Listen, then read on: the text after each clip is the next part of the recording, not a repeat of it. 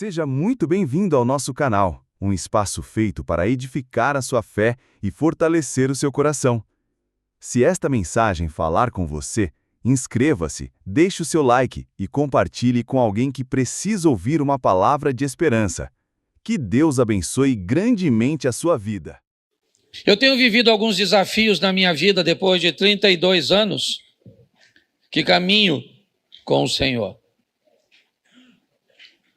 Volta e meia eu me encontro enfrentando grandes lutas com velhos inimigos, cujos quais eu já havia pensado ter vencido, pensamentos, vontades, desejos e situações que eu já achava estar totalmente apto a enfrentá-las, e elas têm retornado com forças descomunais, com pressões muito grandes. Não apenas sobre mim, sobre minha casa, sobre meu casamento, sobre meus filhos, sobre a igreja que eu pastoreio, sobre amigos. O mundo espiritual, ele é muito mais real do que possamos imaginar. Eu quero começar com uma pergunta. Como vamos andar com Deus? Como é que nós vamos tornar isso possível? Como é que isso vai acontecer? As diferenças que nos separam são tão grandes que, se olharmos humanamente, isso será impossível. Escolhemos nossos relacionamentos por afinidades. Gostamos de relacionarmos com pessoas que gostam das mesmas coisas que nós, que gostam de cumprir tarefas parecidas. Mesmo que não seja a mesma coisa, mas é legal se eu gosto de esporte. Talvez alguém não gosta do mesmo esporte que eu, mas ao gostar de esportes, isso pode nos aproximar. Se gostamos de sair, isso pode nos aproximar. Se temos algumas afinidades, certamente isso pode nos tornar próximos e facilitar muito nossa convivência. Porém, quando o assunto é Deus, como é que nós vamos andar com Deus se não há tanta afinidade assim entre nós e Ele? Esse relacionamento tende a ser, às vezes, duro, se tentarmos nos aprofundar nele. Ou então, ele pode ser bem superficial, se não atentarmos para as mudanças que precisam acontecer para que isso funcione. Vou te apresentar alguns textos que eu acho que vale a pena nós refletirmos. O primeiro dele é escrito pelo profeta Isaías, capítulo 55, verso 8. Põe na tela, por favor. Isaías 55, 8 nos diz: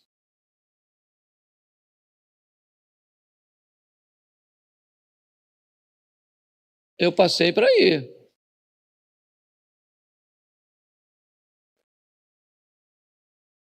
Só diz que não dá para colocar que eu leio.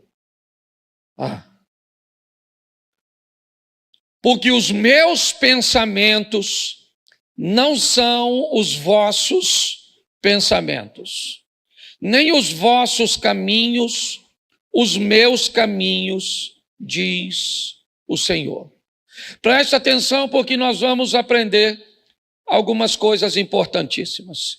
Como é que eu vou andar com Deus e vou estabelecer com Deus um relacionamento sadio se o que Deus pensa é diferente de mim? Se a forma dele pensar é diferente da minha forma? Se por onde ele deseja ir, o que ele deseja trilhar, não é o que eu quero? Como é que este relacionamento vai progredir? Ele vai crescer, porque a Bíblia diz assim: conhecei e prossegui e conhecer. Nós vamos viver de glória em glória, de fé em fé. onde a proposta é uma ascensão, um crescimento. Como é que vamos desenvolver um relacionamento sério, profundo, com alguém que pensa e que deseja fazer, deseja realizar coisas? Seus caminhos são diferentes do nosso. Talvez isso já nos dê um pouquinho, né, a visão de que não vai ser fácil andar com Deus. Por mais que você o ame, ele pensa diferente de você. Por mais que você o ame, ele quer que você faça coisas que você não quer fazer. Então isso vai prejudicar um pouco, criar um relacionamento meio truncado. Alguma coisa que vai precisar de um aperfeiçoamento, que haverá alguns choques, que não será fácil, que não basta derramar o meu coração na presença de Deus, porque quando eu saio do ambiente da oração, as tentações, as provocações, as adversidades, elas vão me pressionar. Então eu não vou conseguir ter um relacionamento sério com Deus pautado em amor. Amor não é suficiente para sustentar um relacionamento como esse. Eu vou precisar mais do que simplesmente amar. Eu vou precisar reunir minhas forças para entender como esse processo funciona e agir sobre ele, porque eu penso diferente dele e o caminho dele é diferente do meu. 1 Samuel capítulo 16, verso 7, vai tornar mais extenso essa lista de separação. Porém, o Senhor disse a Samuel, o profeta do Senhor: escute aqui, esse cara está velho nessa ocasião, mas deixa eu te explicar, ele ouve a Deus desde garotinho, ele não é um iniciante na caminhada profética, ele estudou muito tempo ao lado de um profeta muito experiente, chamado Eli, ele foi treinado, mas o texto está dizendo, está lá, porém o Senhor disse a Samuel: não atentes para a sua aparência, nem para a sua altura, porque eu o rejeitei. Porque o Senhor não vê como vê o homem vê o exterior, porém o Senhor o coração. Olha só, se o pensamento dele é diferente do meu, o caminho dele é diferente do meu, agora a ótica dele, a maneira que ele enxerga as coisas é diferente de mim. Eu sou capaz de olhar a aparência, de acreditar que uma pessoa, pelo relógio que carrega no pulso, pelo colar que carrega no pescoço, pelo carro que colocou no estacionamento, pela marca da roupa ou da bolsa que carrega, os homens são capazes de avaliar as pessoas por isso. Deus diz: eu não vejo como vocês veem. Então, como é que nós vamos caminhar para um relacionamento que vá além do culto, que vá além dessas 2 horas, né, por dia, né, ou 4 horas por semana, né, com Deus? Como é que eu vou fazer isso? Como é que eu vou caminhar para algo mais profundo?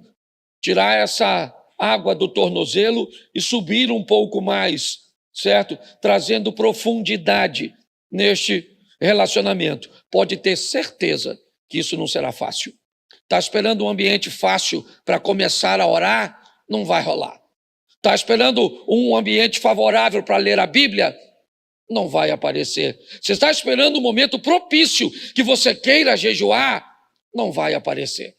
Se você está esperando um ambiente propício e agradável para você fazer as coisas que vão te aproximar de Deus, prepare-se para se manter distante. Porque as coisas que precisamos fazer para estar mais próximos dele, nós não estamos desejosos de fazer. Mas pastor, então está certo. Como é que nós vamos andar juntos então? O Senhor já nos disse em 2 versículos que não há afinidade entre nós. Mas ainda assim, eu quero andar com ele, ele quer andar comigo, e eu estou interessado nisso. Então eu vou te dar mais 2 versículos. O primeiro, Ezequiel 33, 11. Põe aí. Diz-lhes: tão certo como eu vivo, diz o Senhor Deus, não tenho prazer na morte do perverso, mas em que o perverso se converta do seu caminho e viva. Convertei-vos dos vossos maus caminhos, porque a vez de morrer, ó casa de Israel. Preste atenção. Conversão. Se eu quero andar com Deus, eu vou precisar me converter. Eu vou precisar sofrer uma mudança. Convertei-vos dos seus maus caminhos. Não podia ser uma vez só? Para que duas? Para que inúmeras informações sobre isso? Não bastaria uma? Não. O processo, às vezes, é muito lento. Algumas pessoas podem estar mais atoladas, mais aprofundadas, num ambiente hostil, perverso, desafiador do que outras, traumatizadas, presas a consequências de seu passado. Eu não sei, mas você já deve ter ouvido a história de uma mulher que procura um médico dizendo que tem uma dor no corpo todo. Ela diz: toda parte do meu corpo dói, doutor. Ele disse: eu nunca vi uma doença como essa. Ele diz: todo lugar dói. Ela falou: dói tudo. Aí ele falou: então me mostra. Aí ela foi: dói aqui, dói aqui, dói aqui, dói aqui, dói aqui, dói aqui. E aí ele disse: eu já sei qual é o seu problema. Dedo quebrado. Seu dedo está quebrado. E aí onde você encosta com o dedo, vai doer, querido. Muitas vezes nós nos deparamos com dificuldades,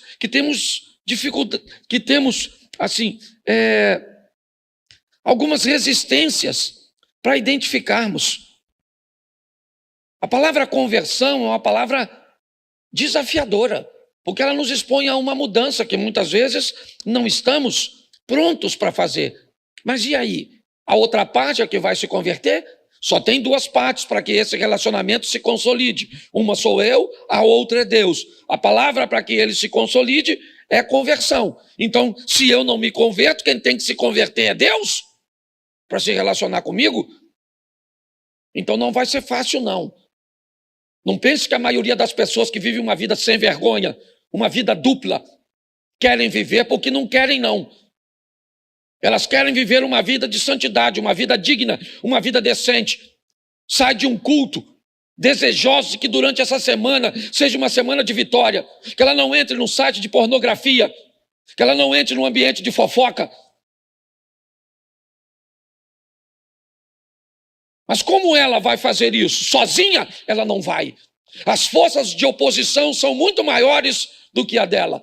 Para que ela consiga êxito nesse ambiente, ela vai precisar de uma companhia, ela vai precisar de um fortalecimento.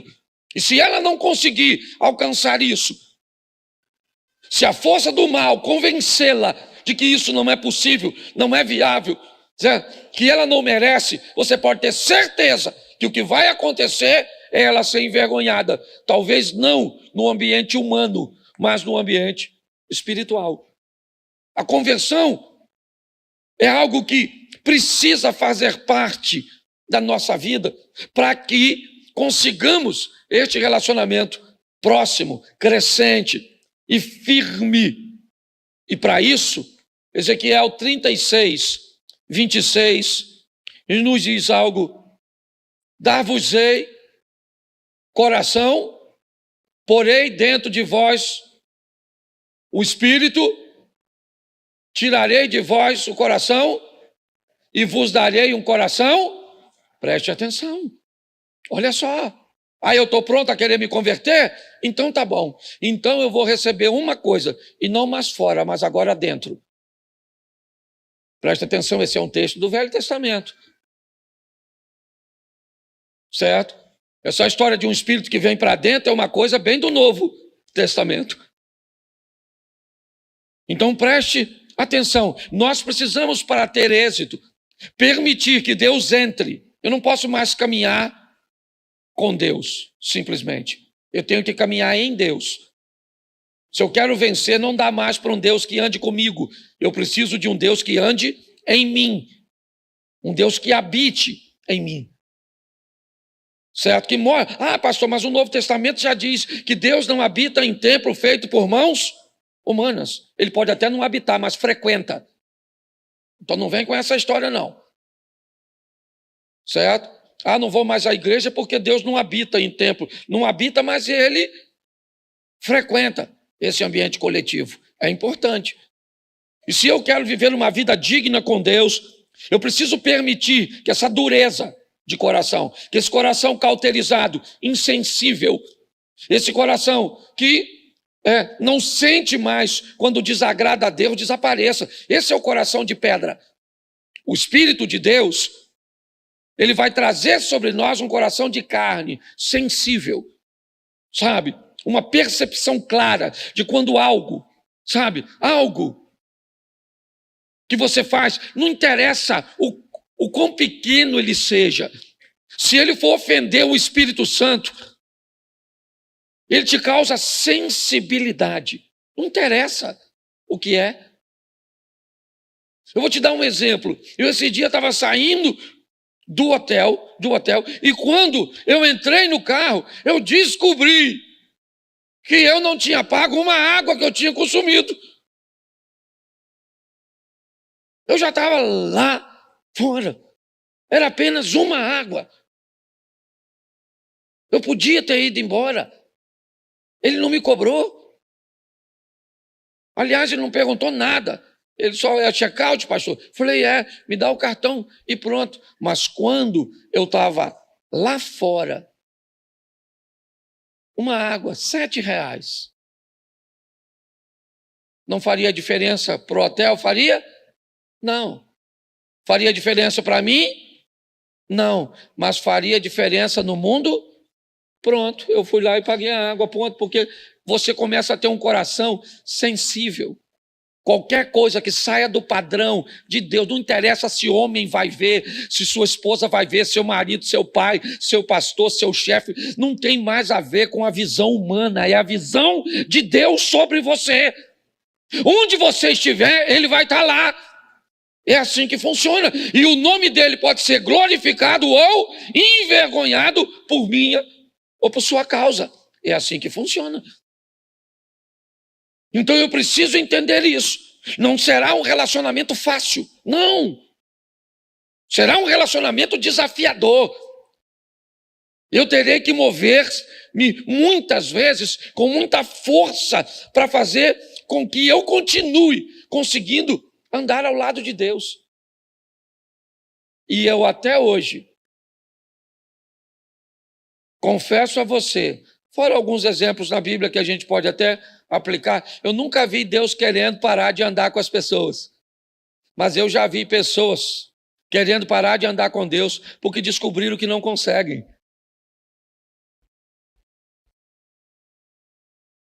Ah, pastor, não consigo. Então, eu prefiro ter um coração de pedra. Porque com um coração de pedra eu nem sou capaz de sentir o que eu estou fazendo. Então, como é que eu posso viabilizar isso? Coloque na tela, por favor, Tiago 1,12. Eu vou mais rapidinho, que eu até passei. Se me dá mais 6 minutinhos e eu termino. Tiago 1,12. Bota aí. Bem-aventurado o homem que suporta com perseverança a provação, porque depois de ter sido aprovado, receberá a coroa da... Você tem uma outra tradução para botar para mim, irmão? Ela está muito fora. Tem ou não? Se não tem, eu leio a minha, para ganhar tempo. Bem-aventurado o homem que suporta a tentação, porque quando for provado, Repita comigo, suporta a tentação. Isso. Porque quando for provado, suporta o quê? Porque quando for, então tentação é diferente de provação. Bem-aventurado o homem que quando for tentado, né? Que suporta a tentar, porque quando ele for, receberá a coroa, ao qual o Senhor tem prometido para os que o amam. Agora, verso 13. Ninguém, sendo tentado, diga, de Deus sou, porque Deus não pode ser tentado pelo mal e a ninguém, mas cada um é tentado quando atraído e engodado por sua própria concupiscência. Depois, havendo a concupiscência concebido, dá luz ao pecado, e o pecado, sendo consumado, gera a morte. Preste atenção. Você quer se dar bem nesse relacionamento entre você e Deus? Pare de olhar a vida dos outros e concentre-se na sua. Todas as vezes que você só consegue olhar a vida do outro, eu te digo perto de quem você está, de Satanás. Ele é o acusador. Na presença de Deus, eu e você não temos a mínima condição de olhar para a vida dos outros. Todas as vezes que você vê na Bíblia alguém se encontrando com Deus, ele diz, ai de mim. Ai de mim que eu vou morrer. Eu vou morrer. Eu estou perecendo. Por quê? Porque na presença de Deus não dá para olhar para o outro. Fica você e ele. Acabou a vida do outro. Porque na presença do santo, acabou. No eterno não dá para olhar para a esposa, para o marido, para o vizinho, para o pastor, para o filho, para a sogra. Não dá. Na presença de Deus não sobra ninguém. É só você e ele. É assim que funciona. Então, se eu quero fazer isso dar certo, eu tenho que ter um autoconhecimento. Entender que a tentação precede a provação. Todo homem vai ser tentado quando ele for atraído e engodado por sua própria concupiscência. Seus desejos materiais envoltos em sensualidade ou não. A concupiscência é bem abrangente. Mas o que a Bíblia está dizendo é mais ou menos assim. Você vai ser, no campo da sexualidade, tentado por pensamentos eróticos, por desejos sexuais, por ter uma parte em você que não é cumprida. O nome disso é provação. Ou é tentação, perdão. Mas a hora que aparecer alguém lhe dando condição de atender a demanda da tentação, você entrou na provação. É assim que funciona. E ela é muito particular. O que tenta você não necessariamente tenta quem está do seu lado. Nós precisamos ter um entendimento, porque segundo a Bíblia, o que vai acontecer? O Satanás vai nos atrair com engodo. O que é um engodo? Engodo é uma quantidade de alimento que eu gosto, que eu almejo, mas que não pode ser suficiente para atender a minha demanda. É aquilo que caçadores, pescadores utilizam como um artifício para manter a presa perto do ambiente de captura. É assim que funciona. Então, segundo a Bíblia, eu preciso entender este processo que quem vai usar contra mim? Satanás. Por isso, algumas palavras precisam nortear a nossa caminhada. A primeira é vigilância. O tempo inteiro. Seja prudente como as serpentes Ninguém é capaz de pegar uma serpente distraída. Não há essa possibilidade. E olha que ela não enxerga. Todas as serpentes são cegas. Todas são cegas. Não existe cobra que enxerga. Não é assim que funciona. Mas a Bíblia está dizendo que um animal cego não pode ser pego, desprevenido. Sua sensibilidade, a captura que ela retira, certo, do ar com sua língua, colocando, ok, na sua boca, com aparelhos altamente sofisticados, para identificar o que está do lado de fora. É importante. Se nós não vigiarmos, nós vamos cair. Pode ter certeza, é só uma questão de tempo. Talvez não seja nenhuma queda tão grande para te humilhar, mas pode roubar a sua vitória, pode impedir seu crescimento, pode atrasar seu percurso. Está assim de gente que era para estar lá na frente. Você olha para a vida dela, nunca teve uma queda radical de humilhação, algo terrível, mas já era para estar muito longe e não conseguiu, porque vive sofrendo de pequenas quedas, de atrasos. É assim que funciona. A segunda palavra que nós temos que levar conosco é tolerância. Essa é uma das piores. Tolerância, cuidado com ela. Ela te impede de manter a distância segura de um ambiente ruim. Você começa a tolerar um palavrão. Você começa a tolerar determinados tipos de conversa, determinados tipos de ambiente.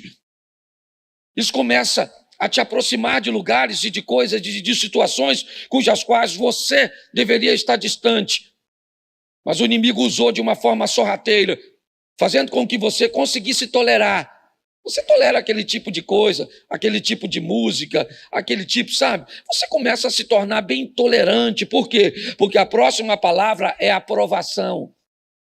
Você não quer se tornar intolerante em algumas coisas, porque você começa a negociar. Esse é o problema. São essas coisas pequenininhas que a Bíblia chama de raposinhas. Elas vão assumindo lugares, desbravando e conquistando espaços na nossa vida, no nosso coração, e o que isso vai fazendo? Nos distanciando de Deus. A última palavra é informação. Aquilo que vai dar a você o conhecimento para combater os ataques. E aí Efésios 6,12 coloca: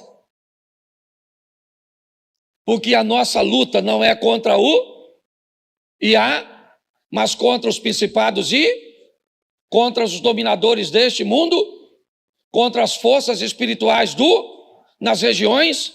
Isso. Nossa luta não é contra a carne e mas é com a carne e o sangue. Não é contra, mas é com. É com ela que eu batalho, meu corpo físico. Na maioria das vezes, meu problema é com carne e com sangue, com gente, com pessoas. Ele está dizendo que a nossa luta, nós precisamos enxergar. Não é contra a carne e o sangue, é contra os principados, potestades. É num ambiente invisível. Pô, pastor, aí o senhor está de brincadeira. Se é invisível, como é que eu vou lutar num ambiente invisível? Por isso eu estou dizendo. Não vai dar sem Deus. Não vai dar com Deus de forma superficial. Não vai rolar. Não vai. Você não vai conseguir alcançar a santidade. Você não vai conseguir progredir em seu relacionamento com Deus com uma visão humana. Não vai. Não adianta. Ele vai dar aqui as armas. E aí, diz assim, né? Nós vamos precisar de um revestimento. E de que é que eu preciso? Repita comigo. Couraça da justiça. Isso. Mas a gente gosta de falar da couraça da justiça. Mas depois você lê, porque ela fala para nós cingirmos os lombos com a verdade. E depois colocar a justiça, a couraça, em cima da... Então não dá para ter justiça se embaixo da coroa da justiça tem mentira. Não há. Você bota a couraça da justiça em cima de um lombo cingido por mentira. Então ele disse, cinja seu lombo com a verdade e em cima da verdade coloque a couraça da Justiça está lá. Os pés devem ser preparados com o evangelho da paz. Isso, paz. O que eu falo traz paz? Sim ou não? Muitas vezes eu estou perto de pessoas que contam histórias soltas. E a minha mente já capta, porque a Bíblia diz que a palavra de Deus é apta para discernir as intenções do coração das pessoas. Se você conhece a palavra, ela começa a desvendar. Às vezes eu estou caminhando com alguém e alguém conta uma historinha para falar que um outro fulano fez algo. Sabe aquele falar sem falar? Sabe como é que é? Aquele veneno numa dosezinha que às vezes nem parece. O que eu vejo é que muitas vezes eu não estou julgando ninguém não. O meu desafio é esse. É entender que se eu quero lutar no mundo espiritual, o evangelho que eu carrego é um evangelho de paz, de verdade. E não de contenda, de intriga. Não interessa. Se eu não posso resolver, então cala a boca. Porque pior, a gente ainda dissemina os outros a falarem mal, a pensarem mal, a uma série de coisas. E é assim que funciona. O escudo da fé sob os dardos. Olha só.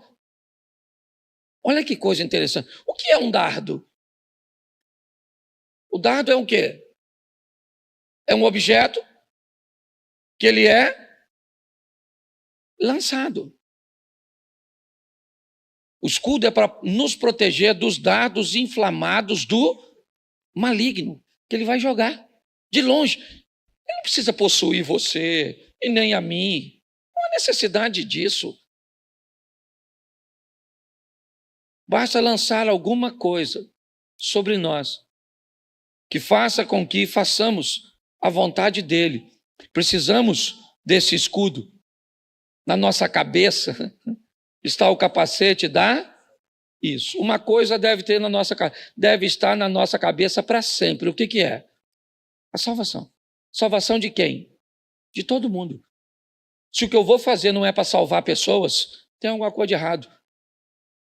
Se eu trabalho para Cristo, tudo o que eu faço é com o propósito de salvar pessoas e não de enfiá-las no inferno. É assim que funciona. A espada do Espírito, a palavra de Deus, termina no 18, dizendo, orando todo o tempo, com toda a oração e súplica no Espírito, e vigiando nisso com toda a súplica e perseverança dos santos. Não é mágica, irmãos. Não é mágica. É difícil pra caramba. Não é fácil. Se você esperar querer para viver, eu vou te dar uma notícia. Não vai. Não é para quem quer. Se relacionar com Deus não é para quem quer. Porque se fosse para quem quer, todos queriam. Quem não quer se relacionar com Deus?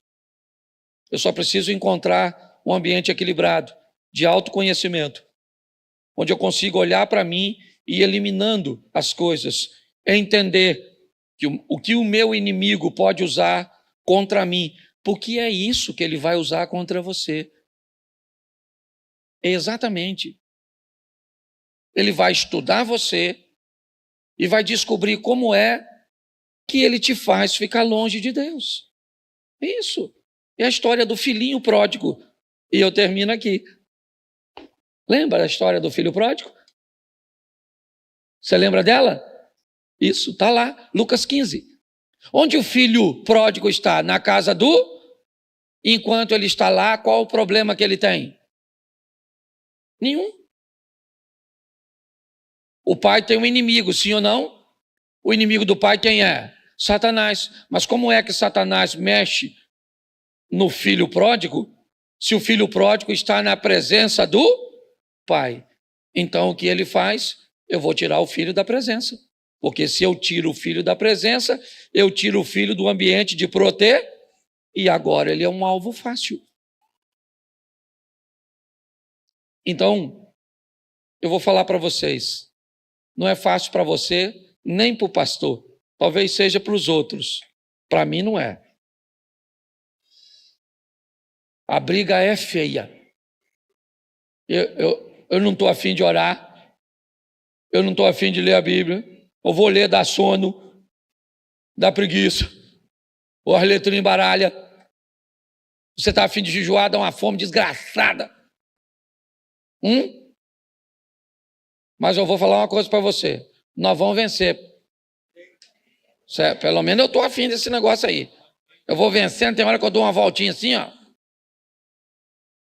Aí eu dou mais uma aceleradinha e vou. E estou há 32 anos. Lutando para ir. E já vi gente cair para caramba. Eu já tive umas escorregadinhas assim. Já escorregou, Abner? A Jacira aí de olho em tu, é ou não é? Mas é assim que funciona. Eu queria que você ficasse de pé e dissesse para quem está do seu lado, é difícil, mas é possível. É isso aí. Obrigado por estar aqui e compartilhar este momento conosco. Que a palavra de hoje fortaleça a sua fé e traga paz ao seu coração. Não esqueça de se inscrever, deixar o seu like e compartilhar esta mensagem. Que Deus abençoe poderosamente a sua vida e sua família.